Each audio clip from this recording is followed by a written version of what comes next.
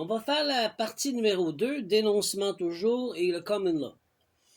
Chers Québécois, Québécoises, Canadiens, Canadiennes, Autochtones, Autochtones, Amérindiens, Amérindiennes, Natives, soyez les bienvenus.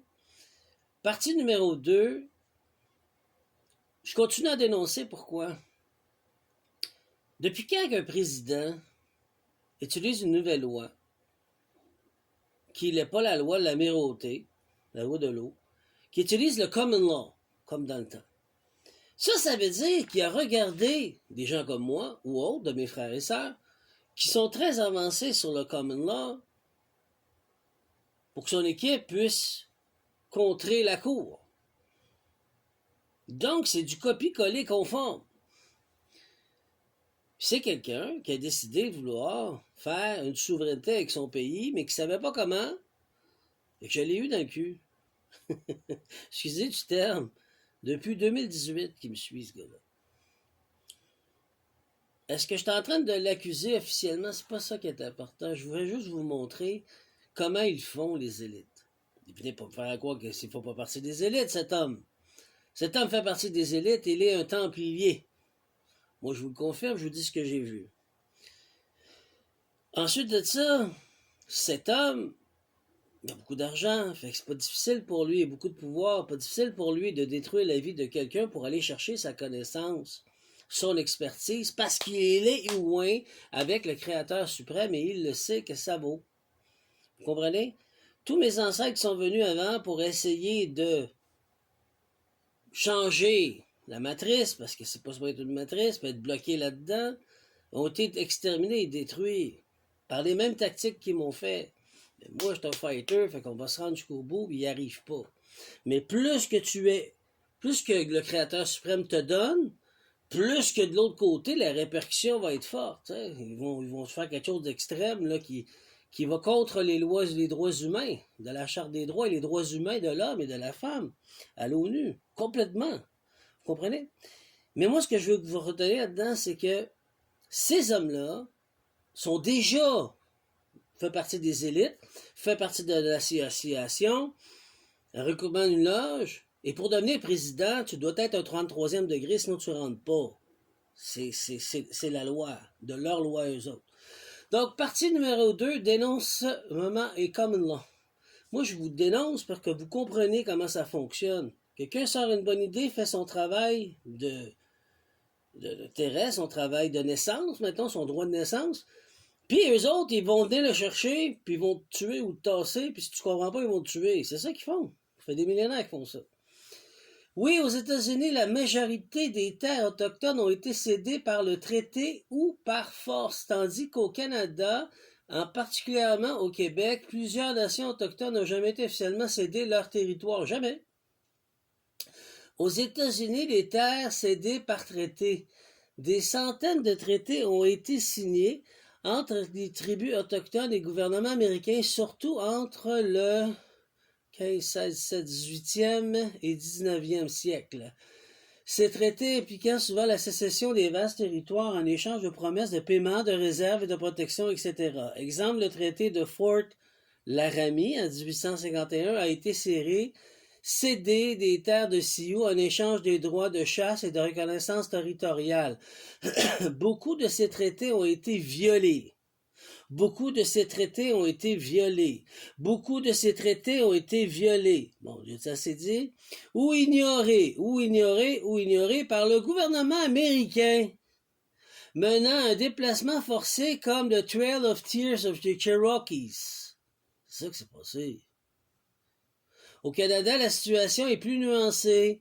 Au Canada, les traités historiques sont consensés à l'ouest et au nord, notamment les traités numérotés en 1871 à 1921. Au Québec, la majorité des nations autochtones n'ont jamais signé les traités de sécession, puis signez-les pas. C'est vos terres. Vous êtes bénéficiaires. Pour ça, je veux faire une souveraineté avec vous. Bon, pour s'unir, que ça soit fini, final. Protéger vos droits acquis. Elle revendique encore, puis c'est pas juste ma volonté, c'est la volonté du Créateur suprême, de Odin et de la Terre-Mère, Gaïa. OK? C'est leur volonté, tous ensemble, c'est ce qui a été décidé. Puis ça va se faire, c'est décidé en haut, ça descend en bas. Elles revendiquent encore aujourd'hui la souveraineté de leurs territoires ancestraux. Exemple, les Inuits, l'Atikamekw et les Mohawks n'ont jamais cédé leurs terres par traité. Ils considèrent que leur territoire est toujours sous leur juridiction. Ils ont raison. Le gouvernement canadien reconnaît cette réalité dans plusieurs négociations modernes comme entente de nation et en nation ou en revendications territoriaux globaux. Les aspects États-Unis-Canada. OK, on va faire comme ça, 3 colonnes. Type de traité, cession formelle des terres, partage en but de cession. Bon. Reconnaissance actuelle. Les tribes reconnus comme nations souveraines. Reconnaissance en évolution. Violation de nombreuses. Bon, ben, regarde, on va lâcher ça, vous le lirez. Conséquence d'aujourd'hui, les États-Unis, les tribus ont des réserves, mais souvent sur des terres réduites ou éloignées de leur territoire originel. Va-t'en à l'autre bout, là. Va-t'en en pénitence. C'est ça qu'ils font. Parce que t'es autochtone, va-t'en en pénitence. Qu'est-ce que c'est ça? C'est leur terre. Au Québec, les nations autochtones revendiquent encore leur terre, ce qui influence le projet minerai foresterie énergétique. Des décisions judiciaires récentes, comme celle des Atikamekw sur les Nitakassinan, renforcent le non-cession historique. Ils font bien. Partie 3. On va parler de la partie 3 après. Je vais vous mettre ça. Vous allez lire, vous allez regarder, mais vous venez de comprendre que Trump a utilisé, premier président, premier ministre, utilisé le common law, le droit humain souverain terrestre, pour pouvoir mettre de l'ordre dans le poulailler de la justice. C'est une bonne chose. Mais d'un autre côté, il a fait ça pour forcer les Autochtones qui sont bénéficiaires de leurs terres. Oui, mais c'est comme ça, puis non. Qui est propriétaire original de la terre? C'est comme une garderie, là. Je sais pas c'est quoi avec les humains, là. C'est comme une garderie, là. On rentre à la garderie, là. Arrêtez de faire les bébés et allez à la pénitence réfléchir. C'est juste ça que j'ai à vous dire. À un moment donné, il faut reconnaître ce qui est acquis. Faut arrêter, là. Trump s'en vient, puis il enlève. Hey, c'est un droit territorial, souverain, original, autochtone. Oui, mais les OCD, ben oui, avec le gun sur la tête. En tuant toutes leurs femmes et leurs enfants, et même les hommes. En détruisant, en apportant une maladie comme la rougeole, le fameux COVID. Hein? C'est ça? Par la force, par la guerre, c'est ça que vous avez fait. Fait que là, aujourd'hui, tu dis que c'est tes terres, non? Ça n'a jamais été tes terres. Tu es un colonisateur et tu continues à coloniser comme ton ancêtre. C'est dégueulasse, mais c'est ça. D'ailleurs, ils viennent ailleurs, comme moi. Ses parents, ils sont pas nés aux États-Unis, là. Je pense que c'est ça qu'il dit, sa mère, je pense, son père, pas trop. Il est... Tout le monde est venu d'ailleurs, on est venu sur ces terres-là pour dire ça à nous autres. Non! Il y avait déjà du bon. Donc, moi, ce que je dis encore, c'est qu'il faut faire une souveraineté avec les Autochtones. Ils sont propriétaires des terres. C'est ça qui est placé dans l'énergie. C'est ça qui est manifesté. C'est ça qui est en train de se réaliser, se concrétiser. Ils sont propriétaires des terres bénéficiaires.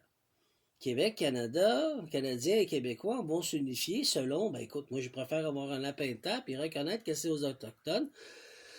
Les sièges aux 2 chambres, ce sont les chefs autochtones qui vont décider, protéger qui? La terre-mère et nous en même temps. Parce qu'aujourd'hui, je vous ai prouvé, comme beaucoup d'entre nous, que nos ressources sont volées. Ils jouent au Monopoly avec nous. Puis pendant qu'ils vous étourdissent, là, et moi aussi, puis ils veulent nous faire croire des conneries, ah, c'est la guerre là, c'est ci, c'est ça, puis les jeux avec nous, ils nous volent. Mais pourtant, je vous ai montré que nos ressources pourraient payer la Banque du Canada, en faire une banque solide et forte, un peuple uni et fort, sous l'Autochtone, bien sûr, avec de l'or éventuellement, et les ressources payent les services et les frais que ça coûte pour pouvoir administrer le peuple québécois, canadien, autochtone, parce qu'il y a toutes les ressources ici. Puis une fois que ça, mais il n'y a plus d'imposition, il n'y a plus d'esclavagisme, il y a juste l'harmonie dans l'amour inconditionnel. C'est ça.